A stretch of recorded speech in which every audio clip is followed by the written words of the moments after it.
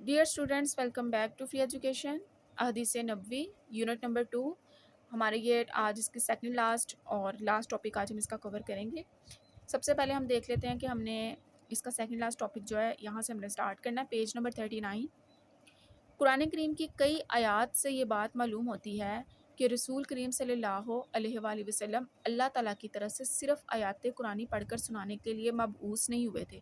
مبعوث کا مطلب ہے بھیجے جانا، بلکہ اس کے ساتھ ساتھ کتاب اللہ کی تعلیم، تشریح اور اس کے اسرار و رموز کو کھولنا اور اس کے احکام کی تفصیلات بیان کرنا بھی آپ صلی اللہ علیہ وآلہ وسلم کے مقاصد بعثت میں شامل تھا. اب یہاں پہ یہ بات کی گئی ہے کہ اللہ تعالیٰ نے قرآن پاک میں جو چیزیں بھی بتائی ہیں، جو باتیں بتائی ہیں، جو بھی آیات نازل کی ہیں، وہ صرف اللہ تعالیٰ کی طرف سے نبی پاک صلی اللہ علیہ وآلہ وسلم نے پڑھ کے نہیں بتائی تھی، بلکہ ان کے اوپر پریکٹیکل کر کے دکھایا تھا. اور ان کی آمد کا جو مقصد تھا وہ صرف یہ نہیں تھا کہ اللہ تعالیٰ کی تعلیمات کو بس پڑھ کے سنا دینا، نہیں، بلکہ ان کے اوپر پریکٹیکل کر کے انہوں نے اپنی زندگی میں پریکٹیکل کر کے وہ چیزیں سمجھائی ہیں. سورہ العمران قرآن پاک کی ایک سورت ہے. سورہ العمران میں ترجمہ ہے. اب پہلے ہم دیکھ لیتے ہیں. یہ آیت ہے یتلو علیہم آیاتہ ویزکیہم وَيُعَلِّمُهُمُ الْكِتَابَ وَالْحِکْمَةَ. ترجمہ: جو ان پر اس کی آیات تلاوت کرتا ہے، ان کا تزکیہ کرتا ہے اور انہیں کتاب اور حکمت سکھاتا ہے. یعنی کہ اللہ تعالیٰ کی آیات کو پڑھ کے سناتے ہیں پہلے، پھر ان کے اوپر پریکٹیکل کر کے دکھاتے ہیں، پھر ان کے بارے میں تفصیل سے سمجھاتے ہیں. یہ بات نبی پاک صلی اللہ علیہ وآلہ وسلم کے بارے میں کی گئی. اللہ کے اس فرمان کے مطابق آپ صلی اللہ علیہ وآلہ وسلم نے کتاب اللہ کی تشریح. اب یہ کتاب اللہ کو کون سی کتاب ہے؟ قرآن مجید کی بات ہو رہی ہے، یعنی اللہ کی کتاب.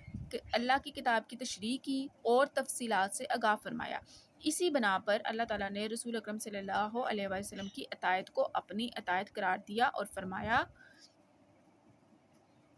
من یؤتی الرسول فقد اطاع اللہ. جس نے رسول کی اطاعت کی تو یقیناً اس نے اللہ کی اطاعت کی. اب اس کا مطلب یہ ہے کہ جس نے نبی پاک صلی اللہ علیہ وآلہ وسلم کے احکامات کی جو ہے وہ پیروی کی، ان کو فالو کیا، سمجھو اس نے اللہ کو کیا. اور جہاں اپنی مخالفت اور نافرمانی سے منع کیا، وہاں اپنے رسول کی نافرمانی سے بھی منع فرمایا اور صاف حکم دے دیا کہ آپ صلی اللہ علیہ وآلہ وسلم جس چیز کا حکم دیں اس پر عمل کرو اور جس سے روکیں رک جاؤ. اب سورۃ حشر کی آیت آ گئی ہے.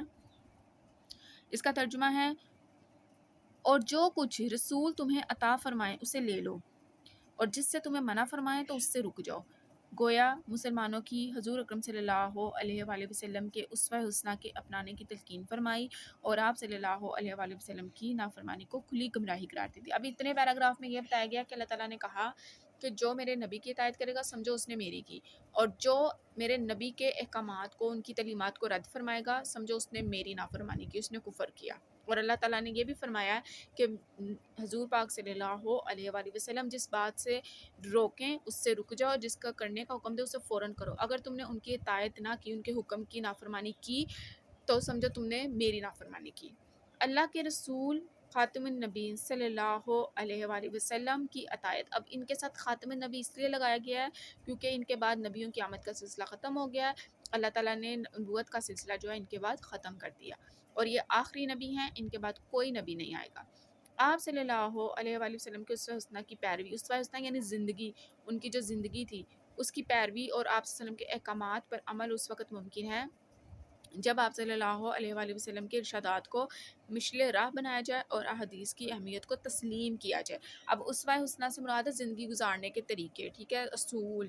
اب نبی پاک صلی اللہ علیہ وآلہ وسلم جس طرح زندگی گزارتے تھے، ان کے جو طریقے اور اصول تھے ان پر عمل کرنے کا حکم دیا گیا. اور حدیث کا مطلب ہو گیا نبی کی کہی ہوئی باتیں اور قول، ٹھیک ہے، ان سب کو ماننا، ان کو تسلیم کرنا جو ہے اصل کامیابی ہے. سو یہاں پہ ہمارا ٹاپک تھا حدیث کی اہمیت اور ضرورت، وہ مکمل ہو گیا ہے. So stay connected and stay blessed.